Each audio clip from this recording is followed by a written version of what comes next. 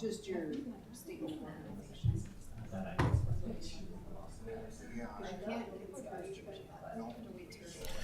Good morning and welcome to September and the Minnehaha County Commission meeting for September 2nd, 2025. I'm calling our meeting to order and note for the record that we have a full quorum of commissioners present. Before I get started, just silence your cell phone. If you're going to speak today, we ask that you sign in the back of the room, and I ask you to stand for the Pledge of Allegiance. I pledge allegiance to the flag of the United States of America and to the republic for which it stands, one nation under God, indivisible, with liberty and justice for all. All right, look for a motion to approve our agenda. So move. Second. Motion is second. All those in favor say aye. Aye. Opposed, same sign. Motion carries. Moving on to our consent agenda. Is there anyone from the public that would like to comment on any item on our consent agenda? Our consent agenda has bills to be paid, personnel actions, abatements, all public record and available down in the auditor's office for a review if anybody wants it. Nobody coming up for public comment. Commissioners, want to pull anything from the consent agenda or comment on it? Look for a motion. Move approval. Second. Motion and second. Call the roll. Leinberg. Aye. Kipley. Aye. Benega. Aye. Heisey. Aye. Karski. Aye. Motion carries. Moving on to our regular business. Our first item is our FY fiscal year 26 budget hearing. Susan Beeman. Good morning, Susan Beeman with the Auditor's Office. Today is our public hearing for consideration of our provisional budget that you authorized to be published on July 22nd. That budget had been published in our county newspapers as well as our website, and notice of this hearing has been published as well. So today we wanted to just run through a few changes that have been made since provisional budget, and then just kind of give you an update on the timing of how the rest of the September timeframe will go. Since provisional budget was provided to you in July, we've had a handful of changes that have come through impacting the general fund, the highway fund, and the emergency management fund. For the most part, these are all pretty minor changes. You can see within the general fund, we are budgeting just over $100,000 of additional revenue. That's related to a grant within the state's attorney's office that had not been included in provisional budget, but should have been. And then we have salary and benefit changes. Those are related mainly to changes in part-time personnel related to comp and benefit study adjustments. And then the workers' compensation changes also are related to just reevaluating those estimates based upon those changes with the salary, the comp and benefit study information. And then additionally, a $50,000 increase to contract services related to juvenile diversion in the state's attorney. Those are related similar to those contracts that you considered in a recent commission meeting for Think 3D and the Boy Scout program for those programs. Additionally, you'll see a small change in highway fund. That's actually a reduction. And then same thing, a slight increase in appropriations in the emergency management fund of just over $2,000. And since the general fund helps fund emergency management, you'll see an additional revenue coming in to fund that from the general fund. So I'll pause there just to see if you have any questions on those changes before we move forward. Okay. And then as we go through the means of finance, we won't run through this in detail since we've covered this at length in prior meetings. The means of finance has been updated to include the information that you saw on the previous slide. No significant total changes in any of the funds as summarized on the previous slide. We are left with total appropriations of just over $132 million, a net cash applied of $10.5 million across all funds. Property tax revenue is just under $79.8 million. The other thing I'll note, and it's summarized on the previous, on the briefing memo, public safety and justice, and we've talked about this quite extensively through the budget process, still remains 71% of our general fund budget. Those costs have significantly increased over the last 5 years, and that's now up to 71%, which is just over $68.5 million for public safety and justice costs in the general fund. So I'll just pause there to see if you have any questions, or also if you have any suggested changes for things for the next briefing. The next briefing is scheduled for the 16th of September. So one change that we have not yet received, we actually just received it last week, but has not been included in here, are the changes related to centrally assessed utility values. We did not receive those from the state until last week. So we'll push those through the budget. It'll change property tax revenue and some of the appropriations slightly, not significant. So next, on the 16th, we'll show you the adjusted budget with those included, as well as property tax levy estimates. That should be a good final number for you to review and consider. So I'll just pause there on that, with the final consideration being on the 23rd. All right, commissioners, any thoughts, changes, comfortable with where we are? Anything new? I guess the only thing I have is regarding link funding. A lot of that money comes from the opioid settlement fund, but the county is kind of falling behind what our partners have been stepping up to funding for the link, and it's been I think by most standards, a very successful operation. Looked at it from around the country, and I'm going to propose that we bump up our budget to $600,000 to match, for example, the city's funding for the link. 100 of it coming from the general fund and 100 coming from the opioid settlement, I think would be the proper place for it. Susan? Yes, we do have a new fund that we established earlier this year based upon direction from our auditors. So we do have some restricted fund balance in that fund that can be used. There are dollars that will continue to come in over the next roughly 15 years. Those numbers kind of tailor off over the end, but we have received notice of 2 new settlements that we can opt into. Those contracts are in legal review right now, with hopes of bringing those forward hopefully on the 16th for your review and consideration of us opting into that. That would bring some additional dollars into the county. So we certainly can do $100,000 to the general fund and $100,000 to the opioid settlement fund at this time, and then we can consider that allocation going forward as well, if that needs to change down the road. Anybody have any questions for me on my proposal? No, Mr. Chair, I'd be supportive of that. Thank you. Okay. Okay, we can make that change, and this is a public hearing, so there's nothing further from me, so I'll turn it over to you for that piece. All right, so public comment on the budget hearing. Again, final action will be in 2 weeks from today on September 16th. Dean, just a clarification. Are we currently appropriating $400,000 to the link? Yes, is your mic on, Commissioner? Turn it on. Just a clarification, Commissioner Karski. Are we currently, the county, appropriating $400,000? So it'd be bumping it up to $600,000 Correct. for the link? Yep. The 400,000's probably been consistent for the last 6 years, roughly. There were times prior to the link opening up that the cost of running the sobriety and detox unit at the jail were significantly greater than even $600,000, depending on the year and some of the medical costs and that type of thing. So the link has definitely saved the county money over time. And it's definitely, from what I understand, helped a lot with our jail population. So, and just to add, so up on the screen, I do have the means of finance showing the $300,000 appropriations from the opioid settlement fund, the other $100,000 in the current means of finance is coming out of the general fund that are just included in that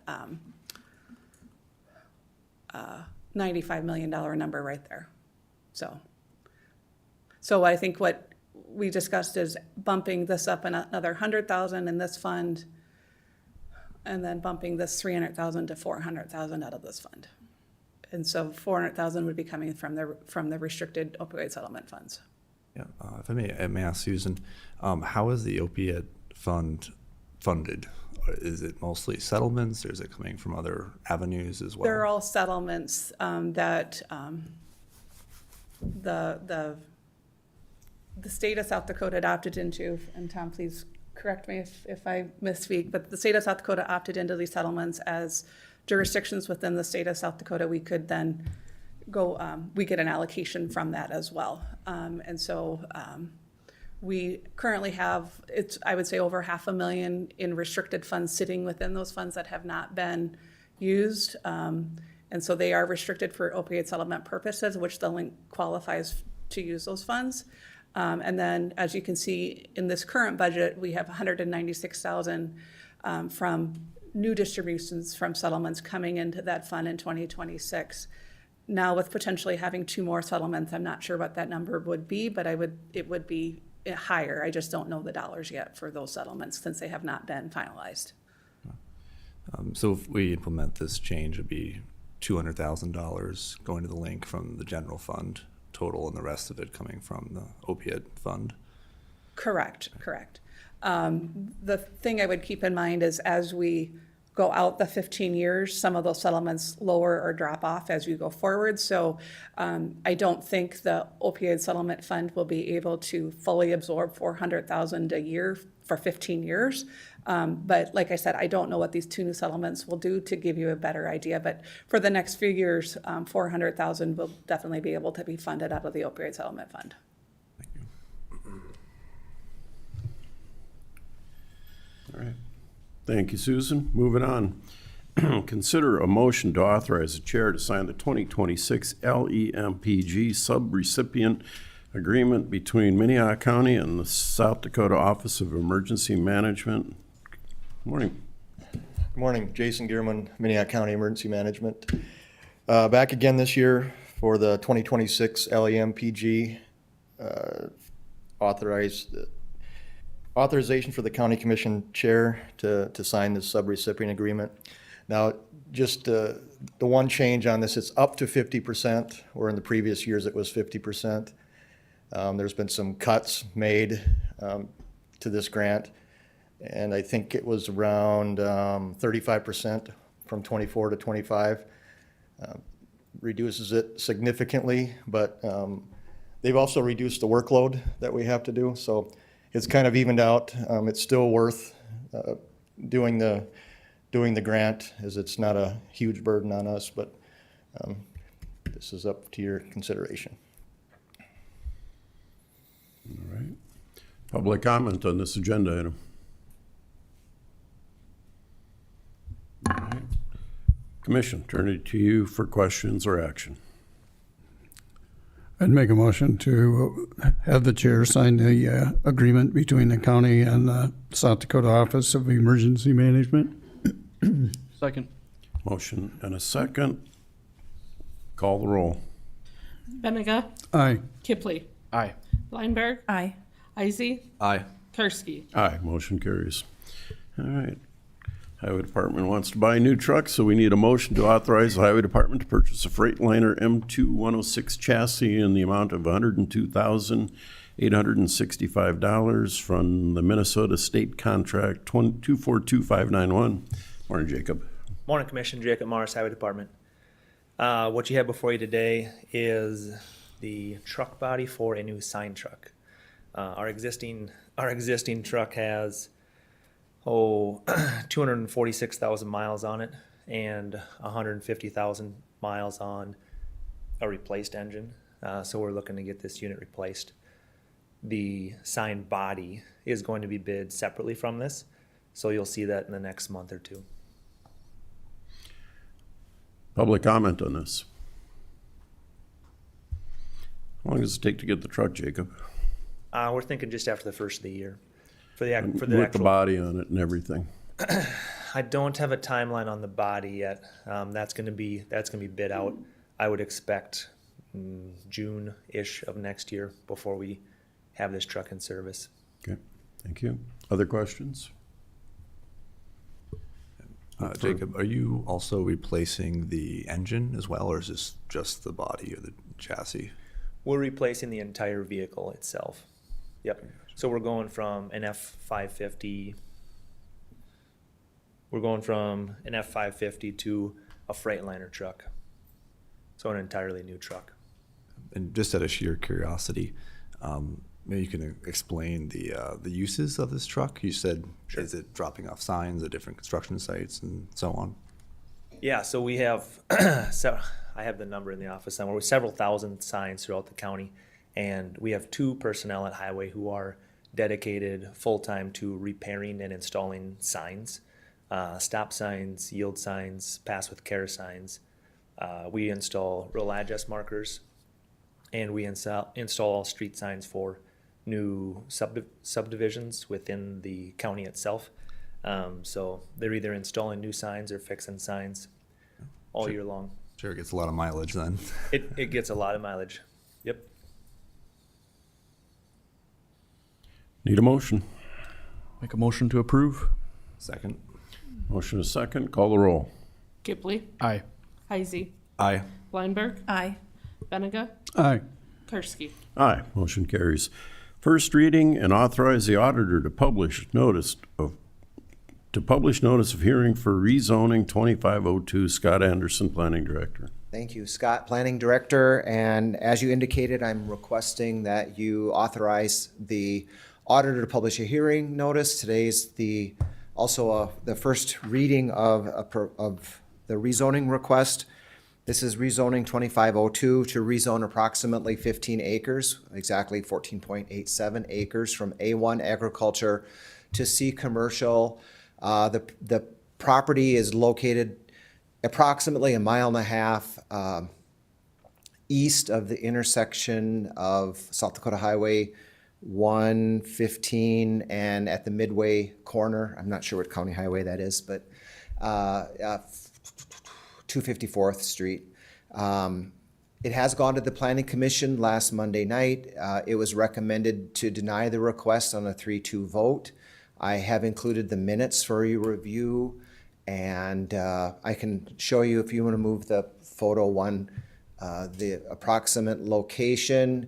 That's the 14 acres. It is currently a zoning violation. They are already operating a business there, a trucking business, a truck terminal, and are coming in to now try to rectify that zoning to match the illegal use. So I'd be glad to answer any questions. I will note, if you read the staff report, that they, as part of our requirements of our zoning ordinance, they are required to pay a double fee.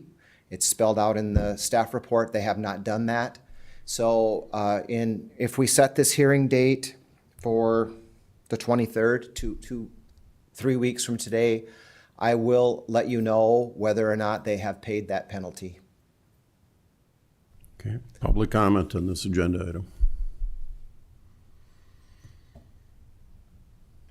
All right, Commission, turn it over to you. We need to set a hearing date, right? Yes. Okay, Hearing date for the 23rd of September and authorize the auditor to publish the hearing notice. I've prepared the hearing notice. It was included in the packet of information and provided it to the auditor's office. can you bring that map back, Scott, or whoever's got control? So does the requester own that residential property? Well, originally they did. They have sold, so that property owner has sold the property that surrounds it to Volun Oil on a contract for deed. Okay, so they know full well what's going on around them. Yeah, and yeah, there's a rather long history. They obtained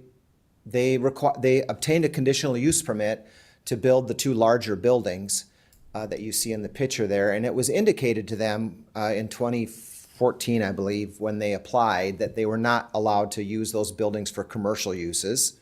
and they are using them for commercial uses. So it wasn't, I just want to make sure that everyone's clear that this should not have come as a surprise to them that it was not to be used for a commercial property, and it is being used for a commercial property. Okay. It just seems like an odd rezone. I mean, it's chiseled out. It is our staff recommendation was to deny it because it does not meet the parameters of our newly adopted comprehensive plan. It is in every sense of the term a spot zoning. It's a conflicting land use. There's potential, I would say, health and safety issues with storing flammable material approximately 250 feet away from an established residence. So those are all things that we discussed and was brought up at the Planning Commission, and will also probably be brought up in 3 weeks again at the public hearing. And then the applicant doesn't appear to be here, and then they can address why they feel this is the ideal location for this use and why it does not meet spot zoning. All righty. Other questions? I'll just make the motion to authorize the auditor to publish notice of hearing. I'll second with a question, if I could. Please. Scott, as part of the process with planning and zoning, you communicate to neighbors that are within a certain amount of, Yes. Is there anybody to reach out to in this situation? And I think I read there was not a lot of, There was no Attendance? opposition. There were no neighbors. I can tell you how many people we know that were notified by certified mail. Let me look here quick.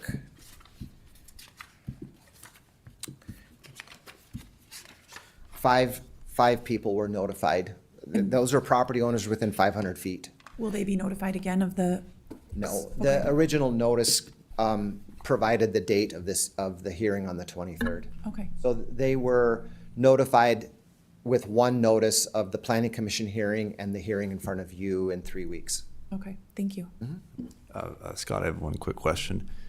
Do we know much about the working or business relationship between Volin Oil and the applicant? The vehicles coming in and out of the property, how long they're being stored there, if they do in fact contain oil or other flammable material? Maybe there are questions that we can ask the applicant. You can ask the applicant. I can't speak to their business relationship.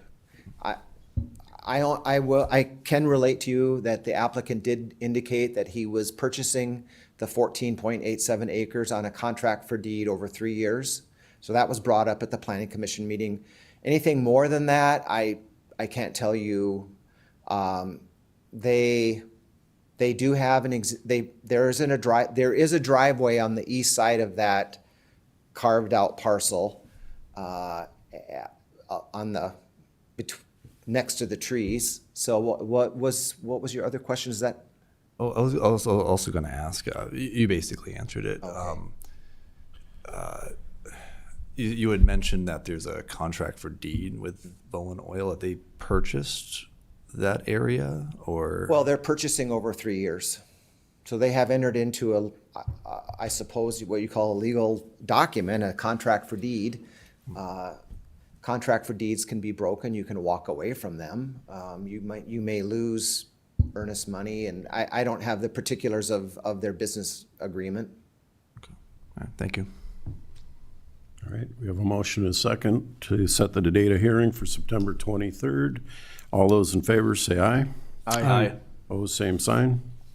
Motion carries. We're now at the opportunity for public comment. We take up to 5 minutes for an individual, 30 minutes total. Anybody that would like to address the commission about a non-agenda item, this is your opportunity.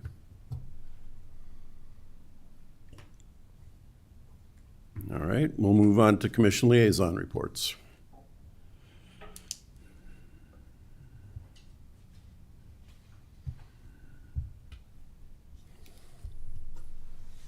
Nothing to report? Okay.